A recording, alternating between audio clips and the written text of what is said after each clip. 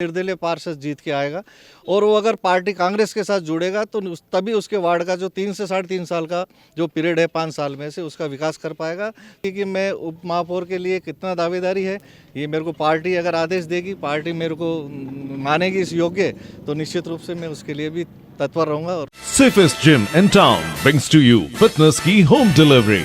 अब घर बैठे बुलाएं आपकी सर्टिफाइड फिटनेस एक्सपर्ट जो बस आपसे कुछ क्लिक्स ही दूर हैं। डाउनलोड करें antimatter fit app. Choose your service, choose your time and choose your location. Sessions start at just ₹99. 28 जनवरी का दिन बेहद नज़दीक है। अजमेर शहर के मतदाताओं के अंदर बेहद उत्साह नज़र आ रहा है। जो प्रत्याशी हैं वो जनसंपर्क के लिए लगातार मतदाताओं के पास जा रहे हैं। इस वक्त हम पहुंचे हैं वार्ड नंबर 72 में, जहां से कांग्रेस के प्रत्याशी हैं गजेंद्र सिंह रलावता, जो नगर निगम में अधिकारी भी रहे हैं और अब चुनावी मैदान में इस वक्त मौजूद हैं। उनसे हम बातचीत करते हैं कि वार्ड नंबर 72 में कौन कौन सी समस्याएं जनता ने उनको बताई है और अपनी जीत को लेकर वो कितना इस वक्त आश्वस्त हैं। वैसे इस इलाके की अगर हम बात करें तो ये पहाड़ी इलाका नज़र आ रहा है और पहाड़ी इलाके पे जो समस्याएं हैं वो भी बहुत सारी हैं लोगों के सामने। लंबा समय हो गया है यहाँ पर लोगों के सामने पानी के प्रेशर की बहुत समस्याएं हैं, नाली की सफाई को लेकर भी बहुत सारी समस्याएं लोगों के सामने आती है।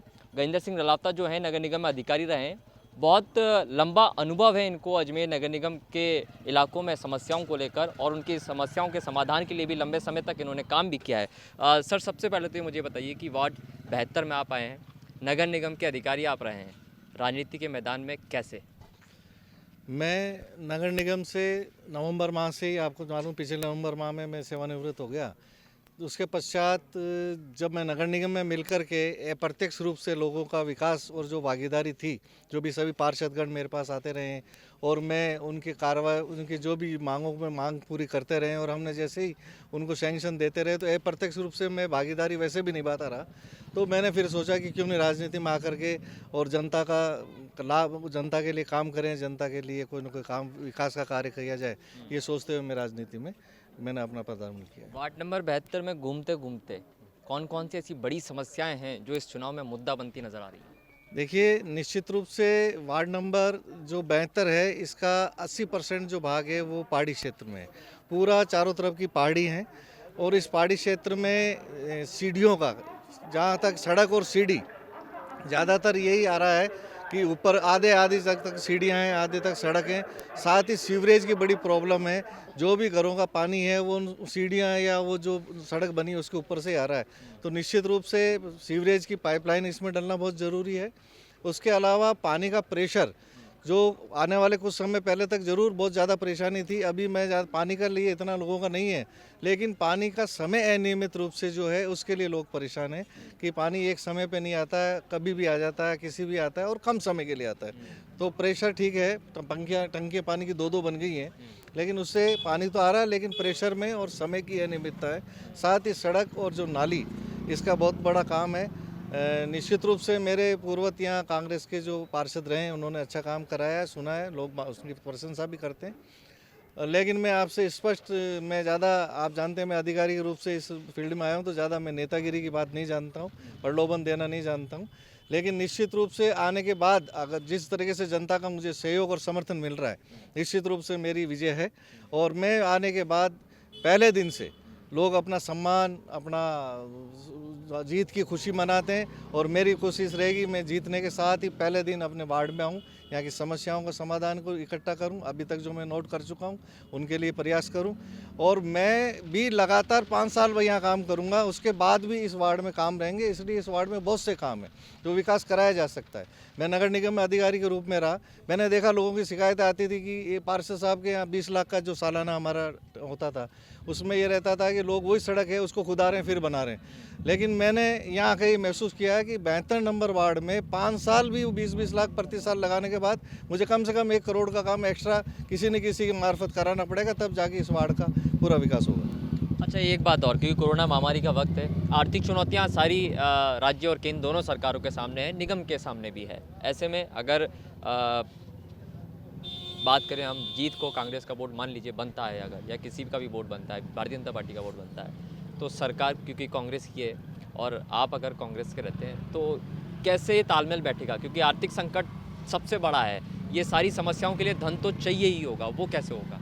आपने बिल्कुल बहुत ही एक सटीक ये सवाल आपने किया है। मैं आपने जो कोरोना काल की आर्थिक मंदी का आपने बताया, इसके साथ साथ मैं एक बात और बताऊंगा आपसे कि पिछले 2 साल पहले 2018 में हमारे जो वाल्मीकि समाज, हमारे जो सफाई कर्मचारी साथी हैं, उनकी भर्तियां हुई थी। आपको जाने मालूम है, करीब 1100 आदमी की भर्ती हुई और 2 साल तक वो एक अपने फिक्स वेतन पे थे और 2 साल दिसंबर में पूरा हो गया है। निश्चित रूप से जब वो फुल वेतन पे आएंगे तो नगर निगम पे एक बहुत बड़ा बोझ जो वेतन का है वो भी होगा। लेकिन नगर निगम के बहुत से ऐसे संसाधन हैं, नगर निगम के बहुत से ऐसे आय के साधन हैं जो निश्चित रूप से कांग्रेस का बोर्ड बनने के पश्चात कांग्रेस के बोर्ड के साथ ही जनप्रतिनिधि और प्रशासन के साथ मिलके पूरा ये प्रयास किया जाएगा कि आय भी अधिक से अधिक बढ़े, क्योंकि स्वयंशासी संस्था हैं, राज्य सरकार से अनुदान कम से कम प्राप्त होते हैं, ना केंद्र सरकार से इतने अनुदान प्राप्त होते हैं, लिमिटेड होता है। हमें हमारे साधन खुद को कमाना है और खुद ही को बनाना है। इस रूप में चूँकि मैं नगर निगम में कार्यरत रहा तो मुझे भी काफ़ी जान है कि किस किस तरीके से हमें आय का स्रोत बढ़ाना है और आय के स्रोत बढ़ने के साथ ही ये समस्याओं का निदान होगा और विकास होगा। कांग्रेस के बोर्ड बनने को लेकर कितना आश्वस्त है? क्या क्योंकि कांग्रेस पार्टी का जो टिकट वितरण हुआ वो अच्छा नहीं हुआ, बोर्ड को लेकर कितना आश्वस्त है? देखिए, मैं आपको ये निवेदन करना चाहूँगा, आपने जो कहा है और प्रिंट मीडिया में भी हमने पढ़ते रहे हैं और आप भी ये फरमा रहे हैं कि ये जो टिकट बटे है उसके बाद जिस तरीके से उसका माहौल रहा, निश्चित रूप से आप ये मानिए कि मेरा ये सोच है, इससे पहले जब चुनाव की सरगर्मियाँ और चुनाव की डेट चालू हुई थी 100% हमारा नगर निगम में कांग्रेस का वार्ड बन रहा था और बारी बहुमत से बन रहा था। मैं सोच रहा था 60 वार्ड से ज़्यादा हम कांग्रेस जीत करके और यहाँ वार्ड बनाते, लेकिन फिर भी अब भी हमारे जो हमें समर्थन मिल रहा है, जिस तरीके से हर वार्ड में पब्लिक आ रही है और निश्चित रूप से ये स्वयंसेवी संस्थाओं का जो आप देखें चुनाव होते हैं राज्य सरकार के साथ साथ उन पर निर्भर रहते हैं, तो निश्चित रूप से हम 50 के ऊपर ले जाके हम इसका बोर्ड बनाएंगे निश्चित रूप से कांग्रेस का। इस चुनाव के अंदर एक बात बहुत ज़्यादा चल रही है कि निर्दलीय इस बार बहुत बड़ी संख्या में जीतकर आने वाले हैं। होगा कितना सच ये 31 को पता चलेगा। क्या कांग्रेस निर्दलीय उम्मीदवारों जो प्रत्याशी हैं उनको साध रही है और क्या आप डिप्टी मेयर पद की दौड़ में हैं? देखिए, मैं पहले आपका क्वेश्चन का जवाब कि क्या निर्दलीय निश्चित रूप से काफ़ी वार्ड में निर्दलीय हैं और सशक्त निर्दलीय भी हैं। और राजनीति में जब जीतने के बाद अगर मैं पार्टी का प्रतिनिधि नहीं होता, और मैं साफ स्पष्ट शब्दों में कहना चाहता हूँ कि अगर मैं निर्दलीय होता और मैं जीत जाता तो उसके बाद मेरा झुकाव सरकार जिस पार्टी की बनी है निश्चित रूप से वहीं होता, क्योंकि उसके साथ जुड़ के मैं आने वाले 3 साल विकास करा सकता था। तो मेरा सोच है कि जो भी निर्दलीय पार्षद जीत के आएगा और वो अगर पार्टी कांग्रेस के साथ जुड़ेगा तो तभी उसके वार्ड का जो 3 से 3.5 साल का जो पीरियड है 5 साल में से उसका विकास कर पाएगा। तो निर्दलीय पार्षद का समर्थन भी हमें मिलेगा। जीतने के बाद कोशिश पार्टी की भी रहेगी, उनको साथ मिलकर अगर कोई कमी है पूरी की जाए। रही बात जो आपकी कि मैं उप महापौर के लिए कितना दावेदारी है, ये मेरे को पार्टी अगर आदेश देगी, पार्टी मेरे को मानेगी इस योग्य, तो निश्चित रूप से मैं उसके लिए भी तत्पर रहूँगा और कोशिश करूँगा। ये थे हमारे साथ गजेंद्र सिंह डहलाता। इन्होंने साफ तौर पर अपने इस पूरे साक्षात्कार में ये निर्देश दिखा दिया है, संकेत दिया है कि निर्दलीय अगर भारी संख्या में जीत कर आते हैं तो कांग्रेस पार्टी के साथ जा सकते हैं। कैमरा पर्सन राजवीर के साथ सुशील पाल, MPTV इंडिया, अजमेर।